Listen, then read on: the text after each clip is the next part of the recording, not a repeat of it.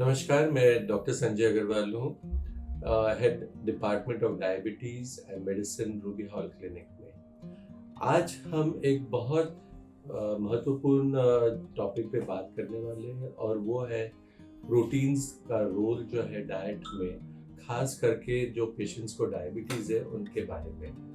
तो इस सिलसिले में मैं कुछ आपको जानकारी देना चाहूँगा कि प्रोटीन्स हमें क्यों लगता है।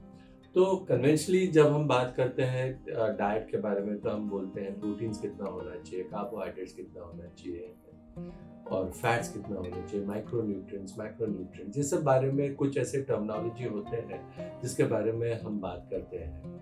पर ये सब चीज़ों में सबसे ज़्यादा अहमियत रहती है प्रोटीन्स के ऊपर, और वो कोई वजह से जो हम चाहते हैं कि प्रोटीन्स एडिक्वेटली कोई भी पेशेंट को हेल्थ में या डिजीज स्टेट्स में मिलना चाहिए।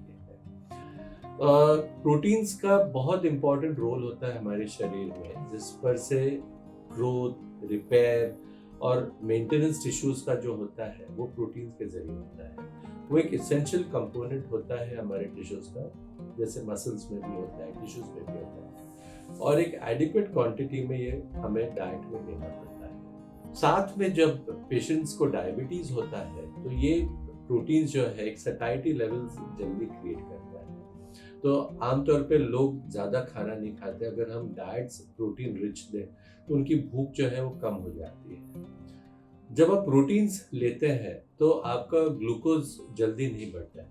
फर्ज करो आप कुछ कार्बोहाइड्रेट कंटेनिंग फूड खाओगे तो उससे जो है आपकी शुगर बढ़ जाती है, और जब बढ़ती है तो नेचुरली ब्लड शुगर बढ़ता है, तो आपका कंट्रोल में भी डिस्टर्बेंस होता है। पर जब आप प्रोटीन्स पहले लेते हो तो ये जो स्पाइक होता है ब्लड शुगर का वो कम होता है, वो इतना ज़्यादा नहीं होता है। तो इसलिए हमेशा हमारे डाइट में प्रोटीन का ज़्यादा कंटेंट होना चाहिए, जिससे आपका शुगर नहीं बढ़ेगा। साथ में क्या होता है, इसका स्लो मेटाबोलाइजेशन होता है। तो क्योंकि ये बहुत देरी से शरीर में से जो है मेटाबोलाइज होता है, तो ये कि ये सस्टेन लेवल पे आपका शुगर जो रहता है, ऐसे नहीं कि अचानक बढ़ गया और फिर एकदम कम हो जाता है, ये ऐसा सिलसिला नहीं होता है।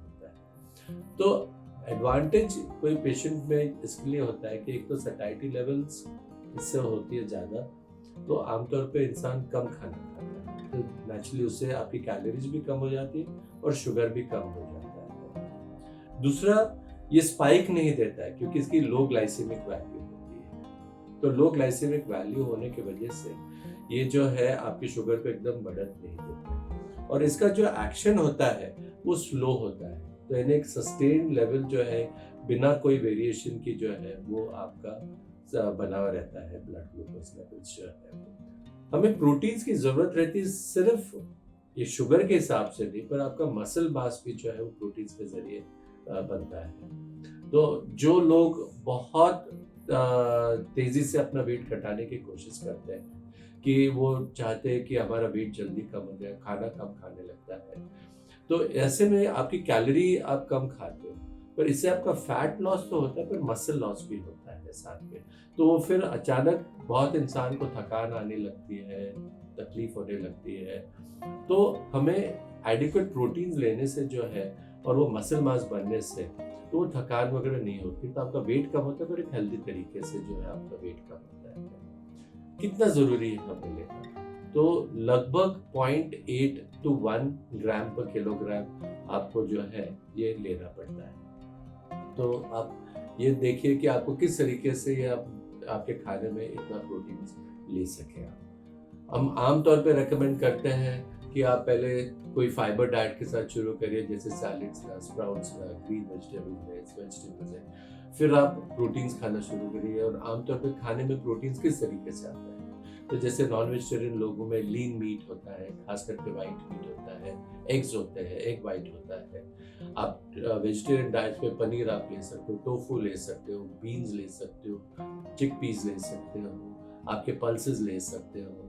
तो ऐसे कई ऐसे खान है जिसके जरिए जो है आप प्रोटीन्स को जो है वो ले सकते हैं, तो ये आपको फायदेमंद होता है।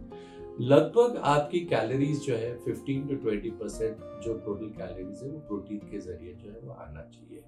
एक आपको अंदाजा होने के लिए कि आपको पता होनी चाहिए अहमियत क्या है प्रोटीन्स की, और ये आपने एक एसेंशियल जो कंपोनेंट है आपके खाने में होना चाहिए।